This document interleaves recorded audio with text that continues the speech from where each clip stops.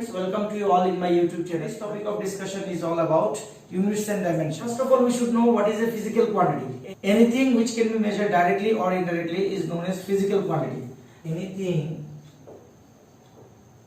which can be measured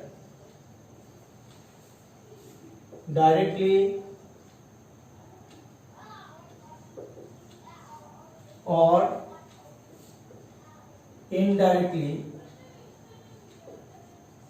is known as physical quantity. Example: mass, length, time, velocity, etc. Now physical quantity is classified into two categories. One is fundamental quantity and another is derived quantity. Now what is fundamental quantity? The quantities or the physical quantities which can be defined on their own without taking help of other physical quantities. These are known as fundamental quantities. There are 7 fundamental quantities in the universe: length, mass, time, temperature, electric current, amount of substance and luminous intensity. There are 2 supplementary physical quantities. One is angle, another is solid angle. Except fundamental quantities, all other physical quantities available in the universe are known as derived quantities. Say velocity, then momentum, force, acceleration, all are derived quantities. You remember one thing: in order to define derived quantity, we should take help of 2 or more than 2 fundamental quantities. As I have told you, there are 7 fundamental quantities available in the universe. So you can see here in the table I have written the name of all 7 fundamental quantities: length, mass, time, temperature, electric current, amount of substance and luminous intensity. Now I am going to write their SI unit. For length, SI unit is meter. For mass, SI unit is kg. For time, SI unit is second. For temperature, SI unit is Kelvin. Electric current, SI unit is ampere. Amount of substance, SI unit is mole. And for luminous intensity, its SI unit is candela. D. Now a symbol for dimension. Symbol for dimension. What symbol we have to choose for the representation of length? L. You have to remember one thing. While writing the dimensional formula, we have to use third bracket. Okay, this is by convention. For mass, M. See, for length, mass, time, their front letters will be chosen as their dimensional formula and it should be kept within third bracket. Now, see, for temperature we cannot use T because T is already used up in order to represent time. For temperature we have to focus on its SI unit. Its SI unit is Kelvin, so it starts with K, letter K. So you have to choose K, but in some books it is written theta. Okay, now for electric current, again we have to choose the SI unit, and from ampere the letter A comes. For amount of substance we have to write mole. Here MOL, simply MOL we have to write. Okay, and luminous intensity, for luminous intensity dimensional symbol of dimension will be CD. Now we should know what is actually dimensions of a physical quantity. Dimensions of any physical quantity tells us about the powers or exponents up to which the fundamental quantities must be raised in order to get that physical quantity. Okay, so this is the definition. Now suppose they are asked to find the dimensions of velocity. So first of all we have to write the expression for velocity. Velocity equal to displacement by time. So displacement is one kind of length along a particular direction. So for displacement we should write its dimensional formula L. For time we have to write T. So after solving we will get L T to the power minus 1. This one can also be written as T power minus 1. What I have said, what is the definition of dimension of physical quantity? This is what? This is the power up to which the fundamental quantities must be raised. Okay, so here we have to write dimensions of velocity is dimensions of velocity are 0 in mass, 1 in length, and -1 in time. -1 in time. So these are the dimensions of what? Velocity. Okay. Suppose you are asked to write the dimensions of force. We know force equal to mass into acceleration. What we have to do? We have to keep on splitting this expression so long as we are not having the expression of force in terms of fundamental quantities.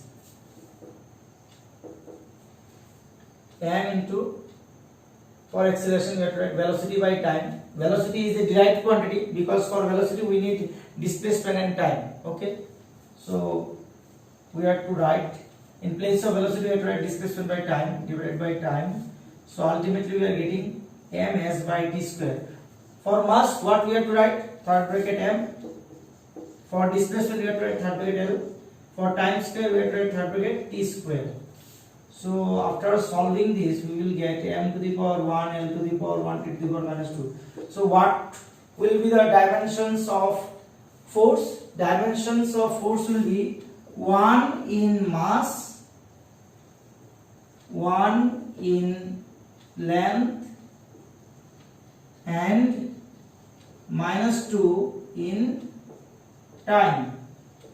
So in this way we have to write the dimensions of a physical quantity, especially derived quantity. Now let's talk about dimensional formula. For velocity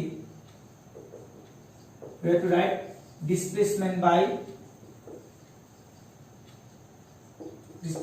time.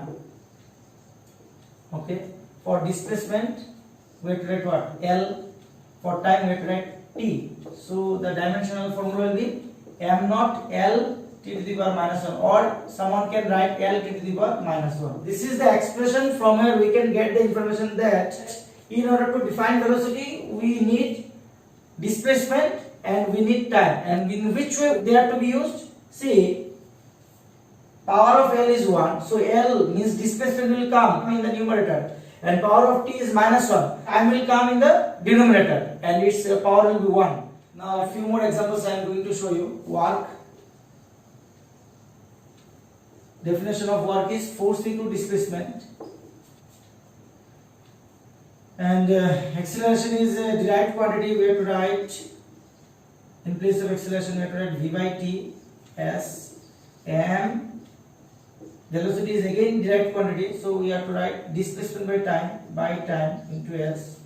So ultimately we will get m s square divided by t square. So for m we have to write third bracket m, capital M, third bracket L square by third bracket t square. So ultimately we are getting m L square t to the power -2. Now let's talk about dimensional equation. What is a dimensional equation? A dimensional equation is an equation obtained by equating the physical quantity with its dimensional formula. Let's write the dimensional equation of energy. We know work and energy are equivalent to each other. So dimensional formula of energy will be similar to the dimensional formula of work. That is m L square t to the power -2. So I am writing here dimensional formula of energy is equal to m L square t to the power -2. If you are asked to write the dimensional equation of energy, how can you express this? That I am going to show. Just see. Dimensional equation of energy will be third bracket energy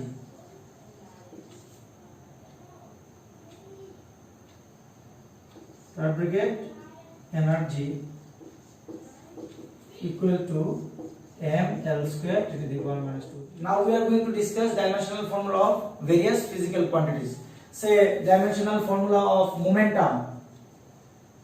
Momentum, we know what is momentum. What is the definition of momentum? Momentum is equal to mass into velocity. So velocity can be written as displacement by time. So we are getting the dimensional formula of momentum as third bracket m, third bracket L by third bracket T. So we are getting ml T to the power minus 1. Next, say torque. What is torque? Torque is such a thing which when applied on a body, the body will start rotating about an axis. Suppose this is a rod, force is acting at this end downward, and here it is acting upward. Okay. Suppose this is the axis of rotation. Under the action of two equal and opposite forces, what will happen? The rod will start rotating in anti-clockwise direction. Now, what is the definition of torque? Torque is magnitude of either force multiplied by the perpendicular distance between the line of action of two forces. This is the line of action of first force, and this is the line of action of second force. And this is what? This is the perpendicular distance between the line of action of two forces. Okay. So for force we have to write ml T to the power minus 2 multiplied by, for distance you will write L. So we are getting ml square T to the power minus 2. Now dimensional formula of specific gravity or relative density.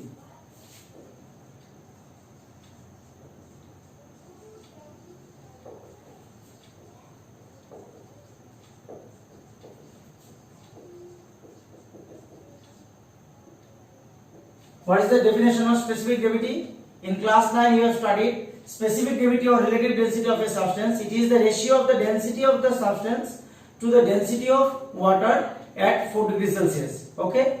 So what is the formula? Density of any substance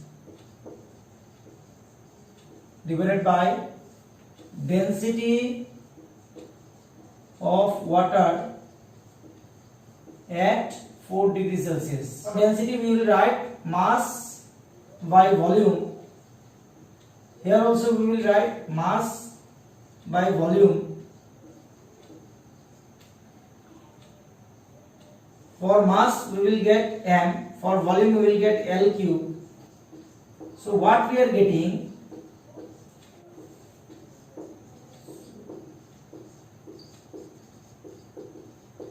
After solving this, what we will get? M to the power 0, L to the power 0, T to the power 0, means it is dimensionless.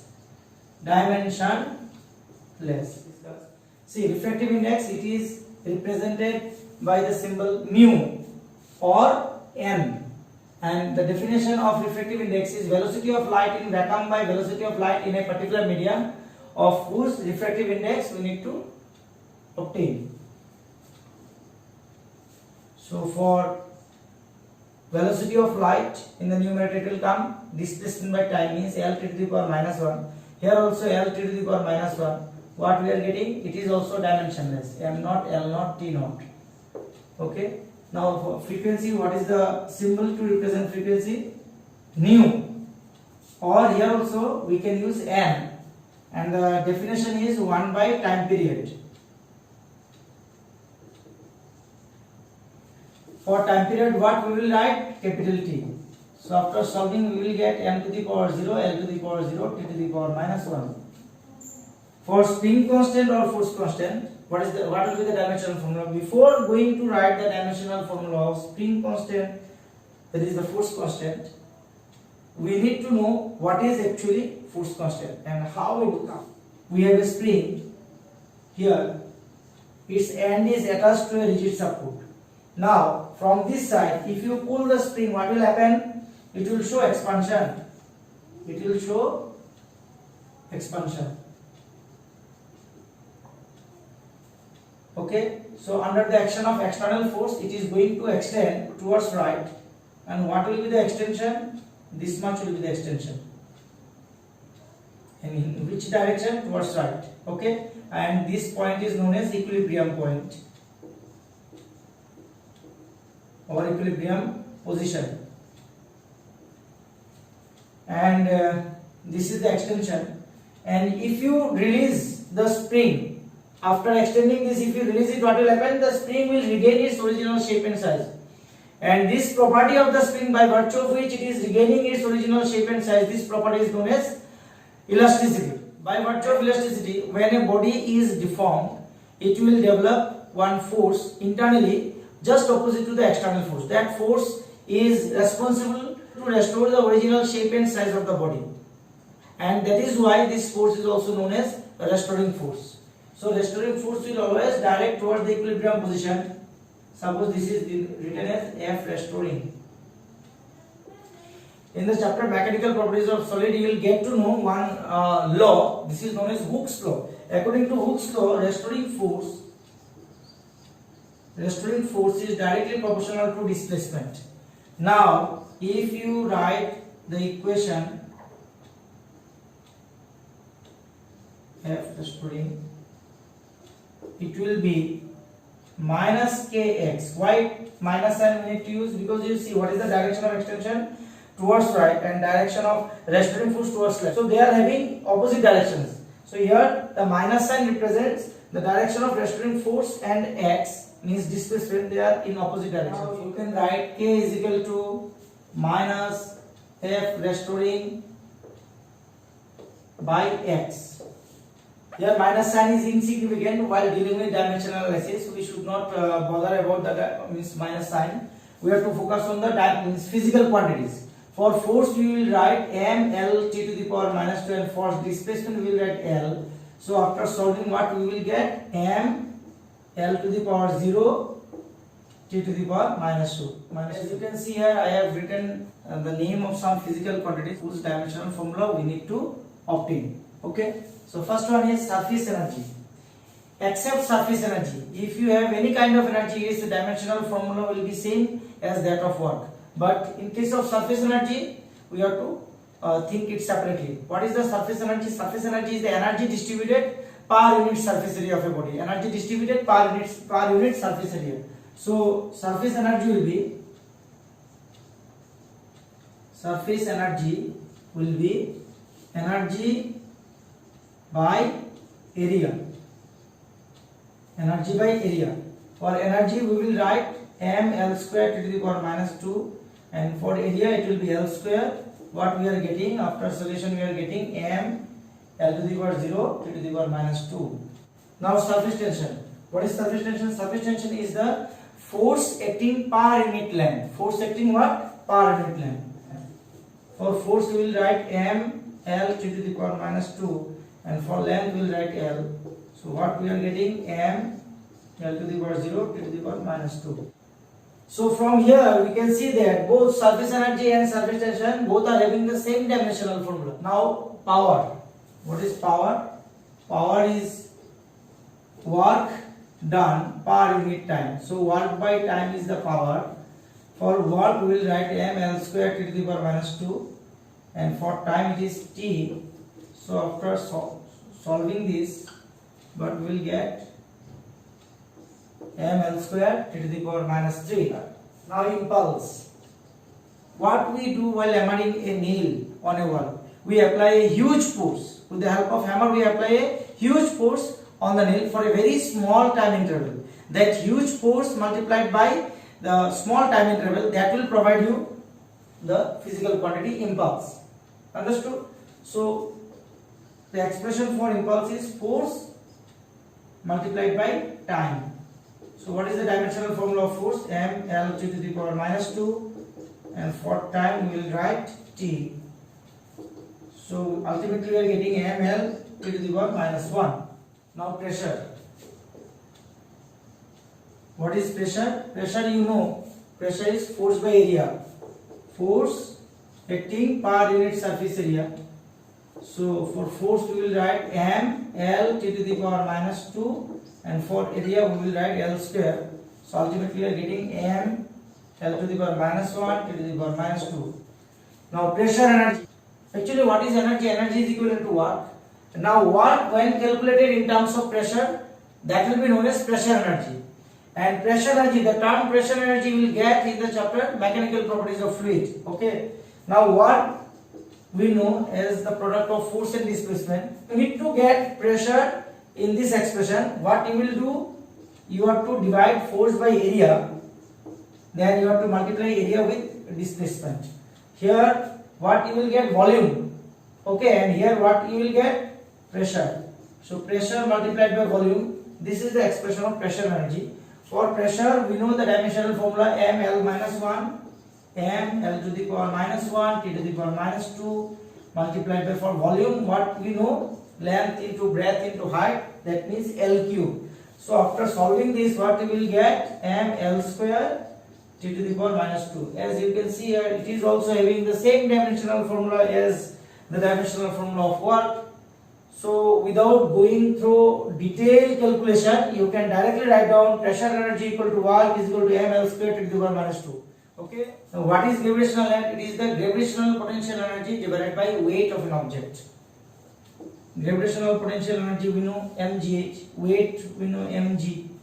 So after solving we will get h. H means height, it will be L. Velocity head.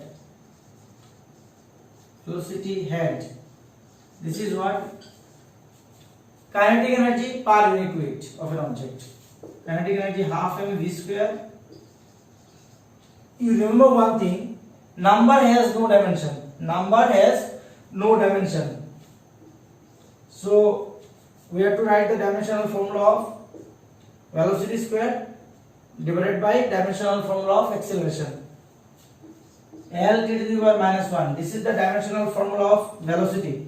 For velocity square, we will write L square t to the power minus 2, and for acceleration, we will write L t to the power minus 2. After solving this, we will get L. So from here, we can see both gravitational head and velocity head are having the same dimensional formula. Now, radius of gyration. What is radius of gyration? Before going to talk about radius of gyration, we have to consider one rigid body. Okay, and we need to assume that the rigid body is performing rotation about this axis. Now we have to consider a point where the whole mass of the body will be concentrated, and that point will be known as center of mass. Suppose we are considering this point as the center of mass of the body, and the perpendicular distance between the axis of rotation, and the center of mass of the body, that will be known as radius of gyration, and it is denoted by the symbol K. Okay. So radius of gyration we are getting as distance. For distance we will write L. This is the dimensional formula of radius of gyration. Now moment of inertia. What is moment of inertia? Moment of inertia is what? Moment of inertia, it is the product of mass of the body which is performing rotational motion about an axis multiplied by square of the radius of gyration. Means moment of inertia is mass of the body multiplied by square of radius of gyration, mk square. Okay, so for mass we will write m, for radius of gyration we will write L. Here square is present, so we have to write L square. So after solving we will get m L square.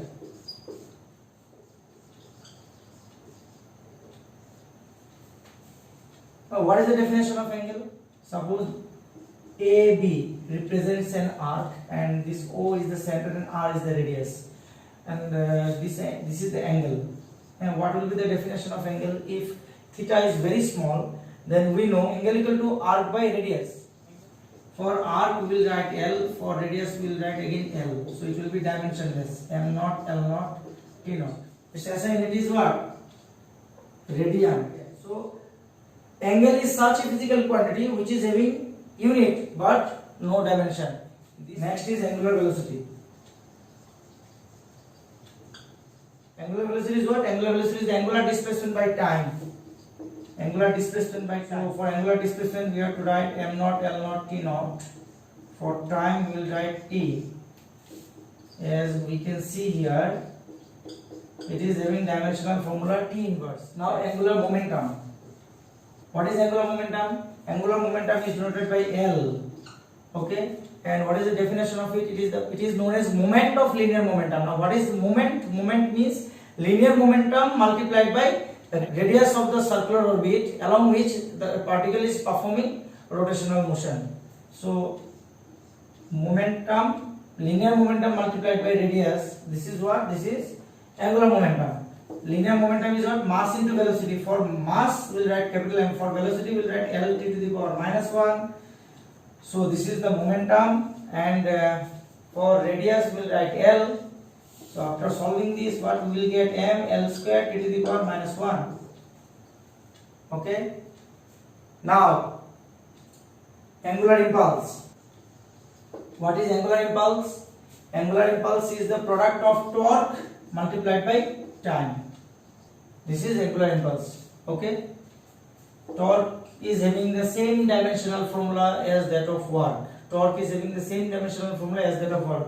Why? Because torque is what? Torque is force multiplied by perpendicular distance between the line of action of two forces. Means we are getting the expression for torque as the product of force and distance, and this is similar to the concept of work. So directly we can write ml square t to the power minus 2 multiplied by time. So ml square t to the power minus 1. This is angular impulse. Now rotational kinetic energy. Rotational kinetic energy, its expression is half into moment of inertia into angular velocity square.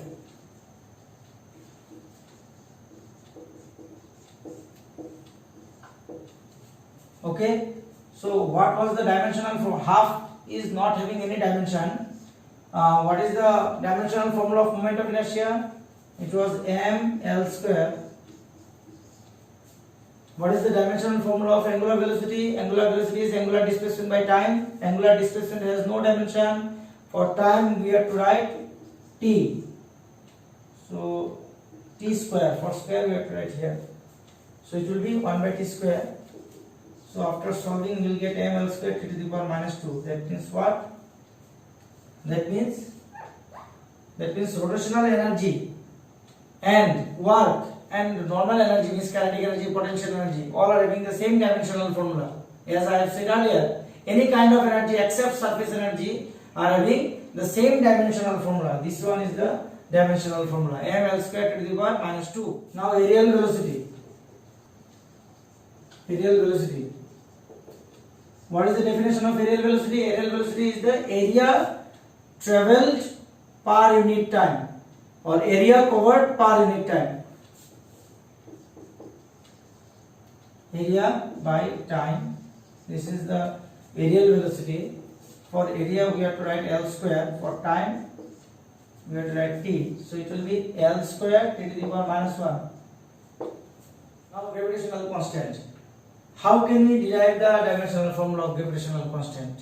Yes, you are getting the right thing. First we have to write the expression for gravitational force that is acting between two objects having certain mass.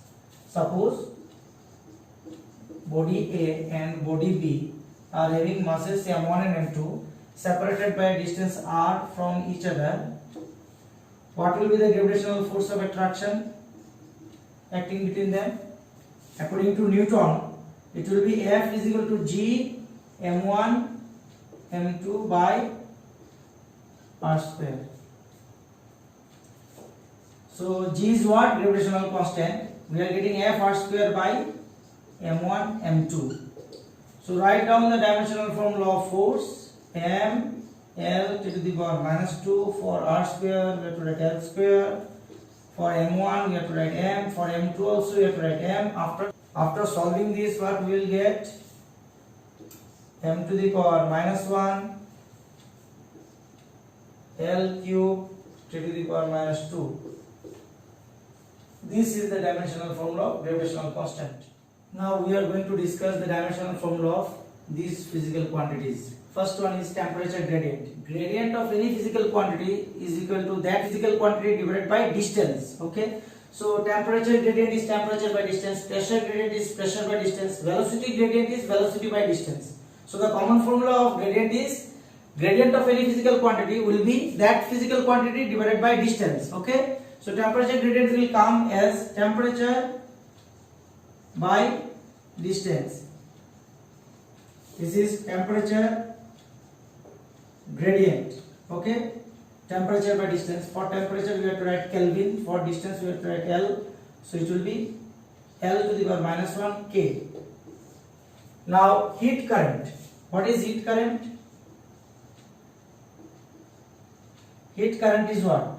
Heat current is heat energy flowing per unit time, just like electric current. Electric current is electric charge flowing per unit time through any cross section of a conductor. Just like this, heat current is equal to heat energy flowing through a conductor divided by time, means heat energy by time. So energy is having dimensional formula ml square to the power minus 2 divided by, for time we are writing T. So after solving this we are getting ml square to the power minus 3. Now thermal conductivity.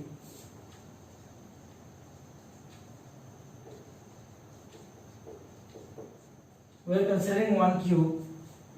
This surface is having area A. This one is also having area A. This surface is kept at a temperature T1 degrees Celsius. This surface is kept at a temperature T2 degrees Celsius. T1 greater than T2. And this distance is x. Now we need to analyze what will be the amount of heat flowing through the substance. What will be the amount of heat energy flowing through the substance? On what factors the heat energy, that is Q, flowing through the substance will depend.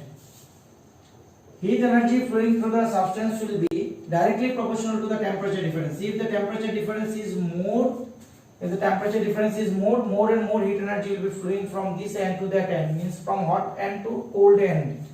Another thing, if the area of each phase is more, then heat flowing through the substance will be more. Another thing, if the time for which heat is allowed to flow is more, then heat energy flowing through the conductor will be more.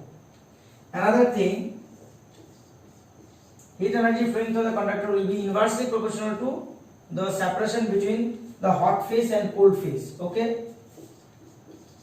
If we combine all the four factors, we will get Q proportional to A T1 minus T2 small t by x. So the expression will be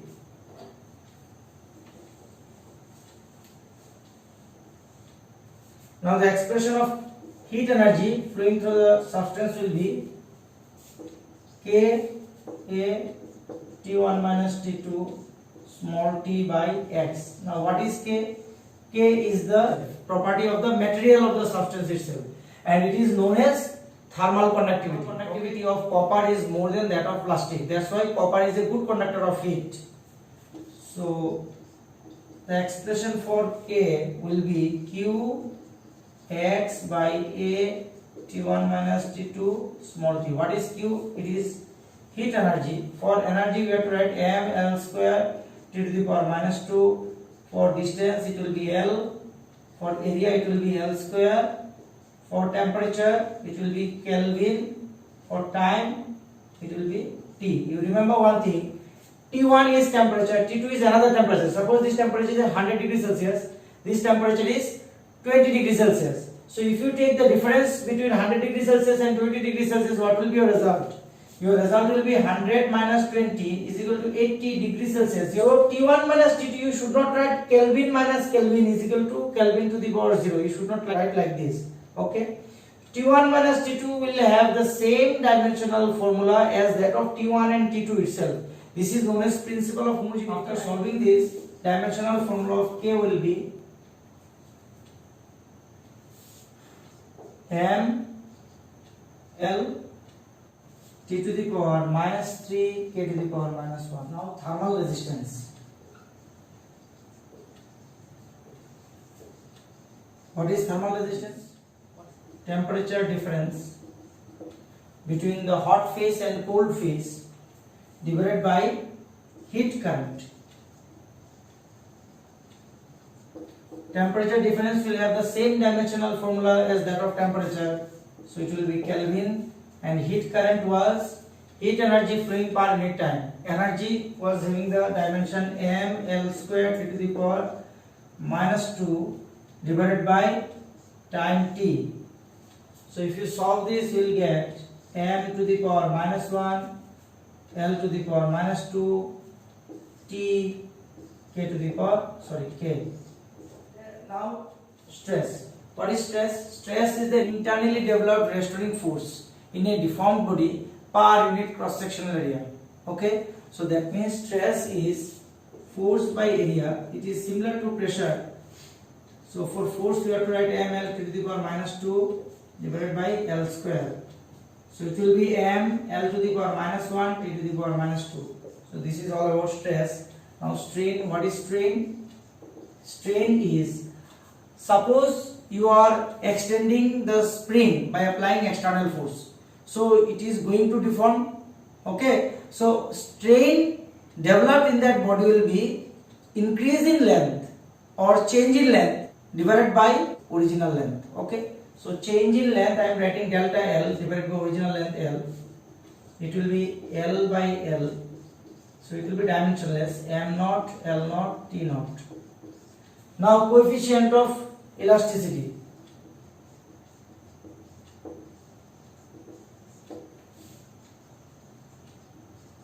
What is coefficient of elasticity? Coefficient of elasticity is basically it is the ratio of stress to strain. Now as you can see here, strain has no dimension, but stress is having a dimension of m L minus 1 T to the power minus 2.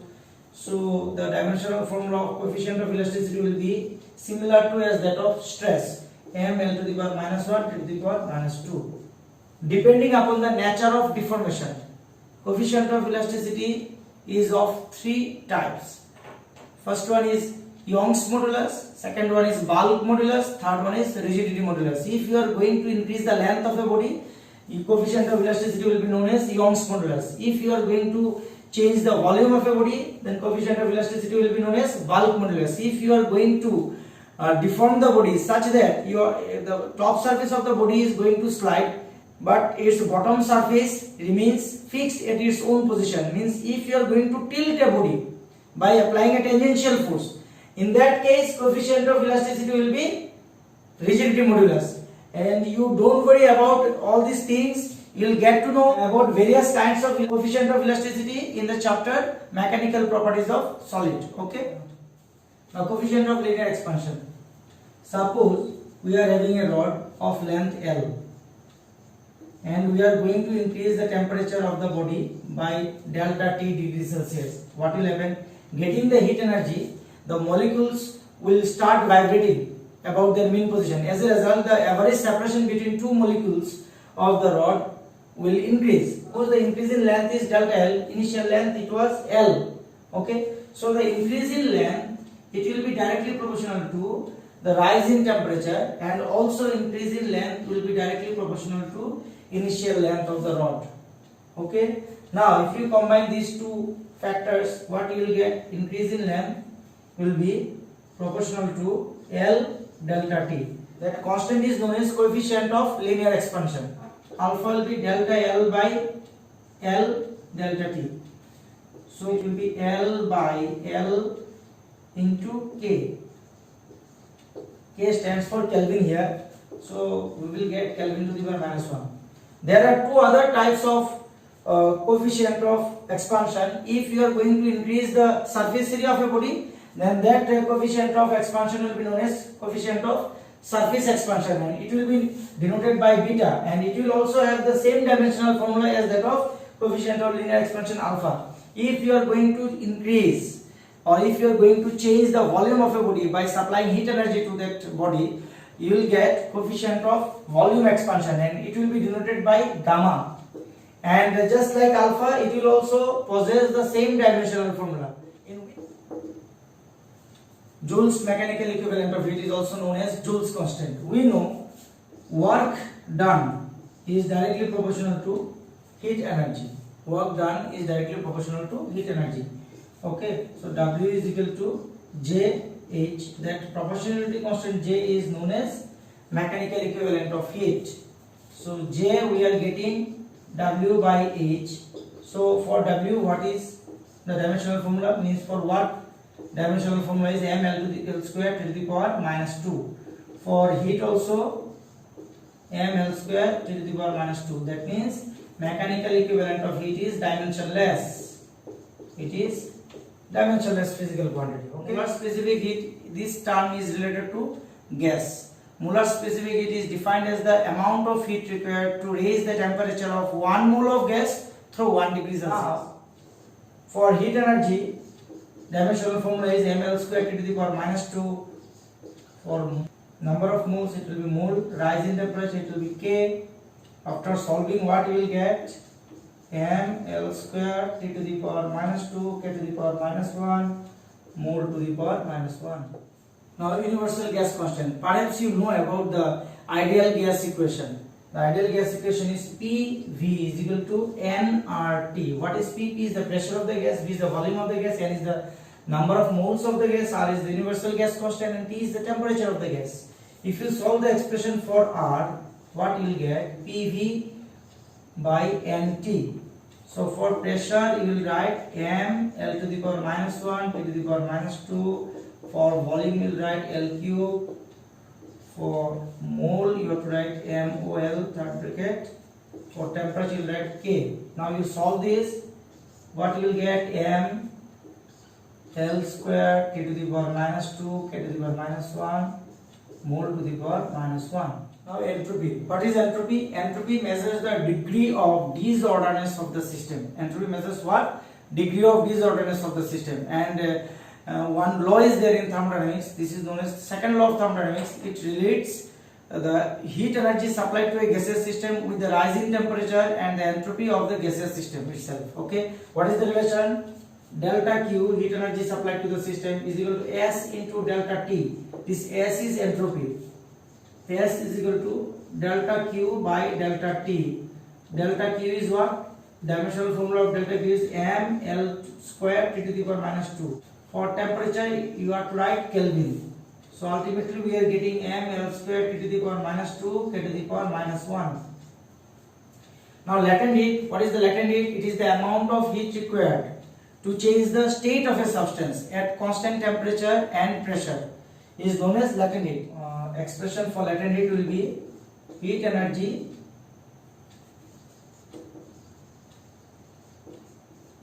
by mass. Okay, so this is the expression for latent heat. For heat energy you have to write m L square T to the power minus 2. For mass you have to write m. You solve this, you will get what? M to the power 0 L square T to the power minus 2. So this is the dimensional formula of latent heat. Now what is Boltzmann's constant? Boltzmann's constant is denoted by Kb. One relation you will get related to the average kinetic energy of 1 mole of gas. Understood? In class 11 it is there, kinetic theory of gas. The chapter name is kinetic theory of gas. In this chapter you will get this relation, average kinetic energy of 1 mole of gas is 3 by 2 kBT. So if you solve the expression for Kb, what you will get?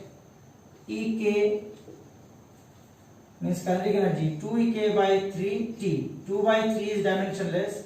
What will be the dimensional formula for kinetic energy? It will be m L square T to the power minus 2 divided by, for temperature you have to write Kelvin. You solve it, what you will get? M L square T to the power minus 2 K to the power minus 1.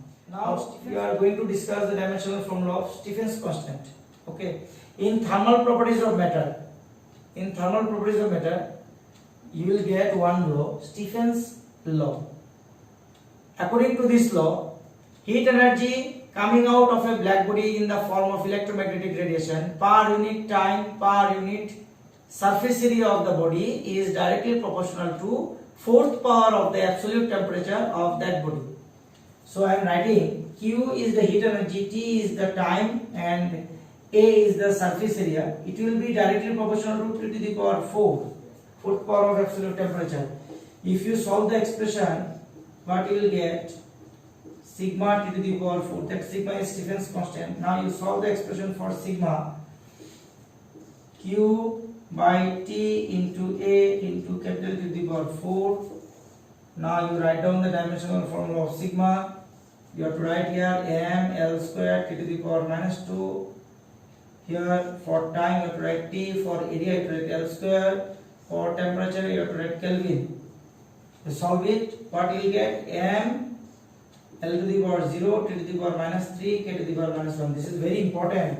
Stephen's constant and Boltzmann's constant is also important from exam point of view. Okay. Now the solar constant. Solar constant is defined as the solar energy falling on a surface of unit area per unit time. What is solar constant? solar energy falling on a surface of unit area in unit time. So expression for solar constant is solar energy by time into area.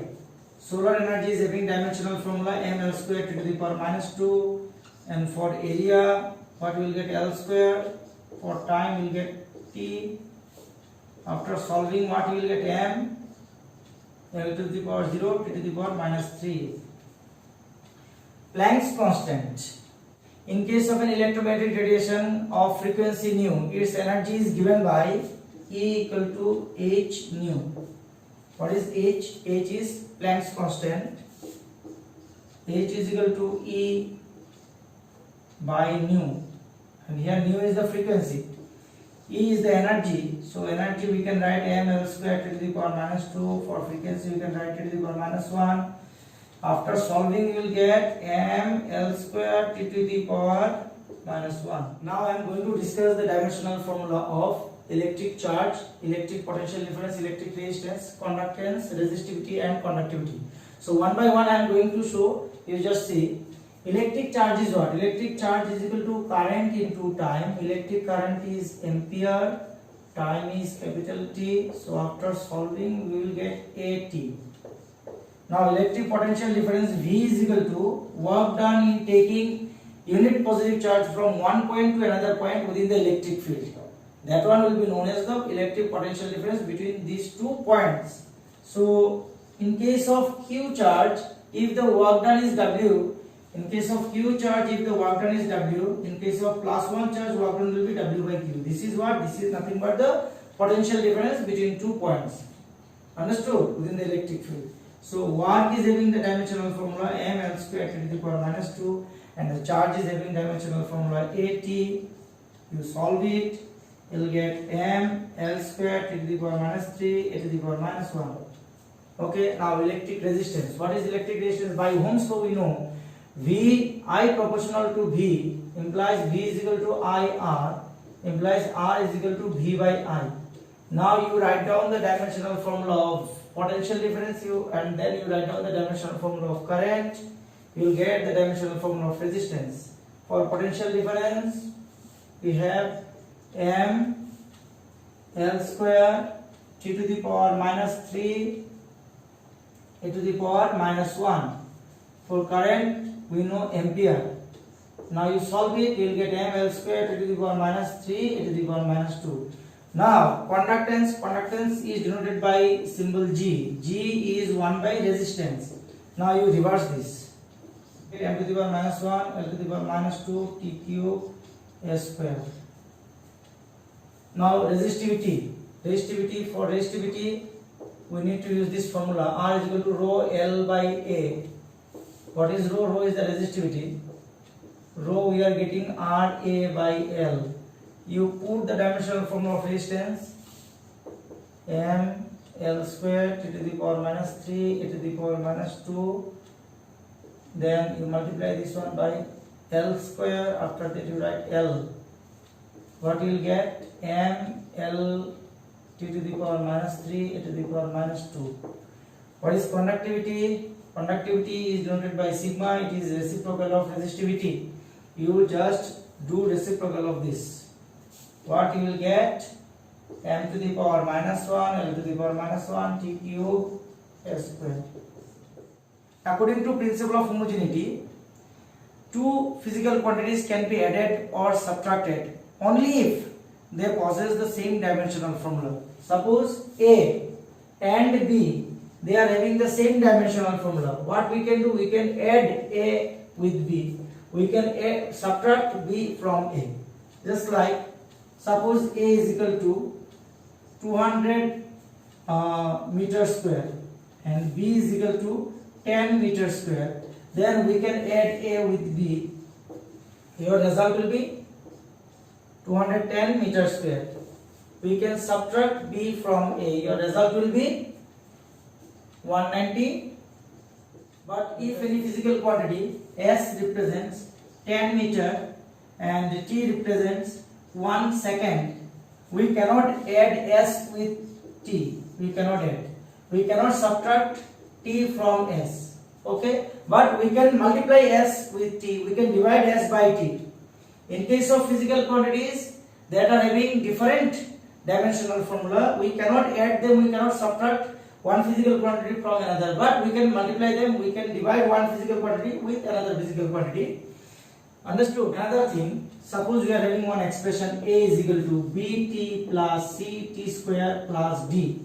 According to principle of homogeneity, this equation is valid only if the LHS and each and every term of RHS are having the same dimensional formula.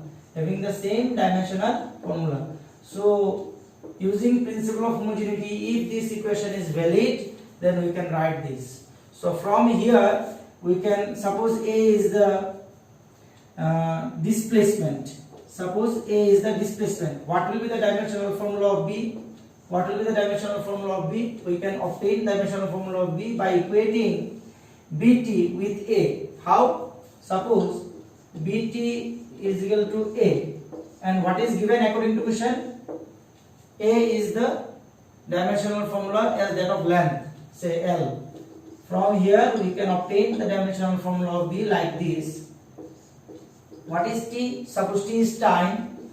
If T is time, then we will get the dimensional formula of B as L t to the power minus 1. That means B represents here velocity. So in the same way we can also find the dimensional formula of C, and it will be L t to the power minus 2. So C will represent acceleration, and D, what it will represent? It will simply represent length.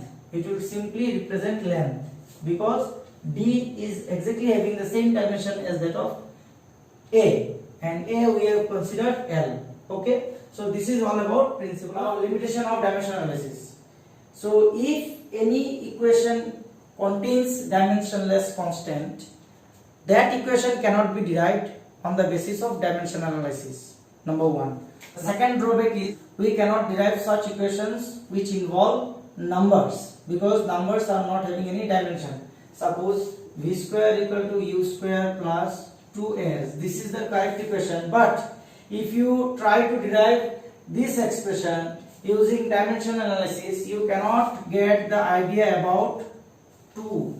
Another equation I am writing, s equal to ut plus half at square. Here also, if you try to derive this expression, you cannot get any idea about the existence of half. Another drawback is there. In between two terms, what will be the sign? Plus or minus? That one also cannot be determined with the help of dimensional analysis. Fourth drawback is the expressions which involve trigonometric functions, which involve exponential, which involve logarithm, which involves sin inverse x, cos inverse x, like this. Okay, that expressions cannot be derived with the help of dimensional analysis. Suppose we are getting one expression y equal to a log x. That expression cannot be there. Suppose you are having one expression x equal to a cos omega t. This expression cannot be derived with the help of dimensional analysis. Suppose one expression I am writing, y is equal to a e to the power omega t. That one also cannot be derived with the help of dimensional analysis. These are the drawbacks of dimensional analysis. So I hope whatever I have discussed today, you people have understood.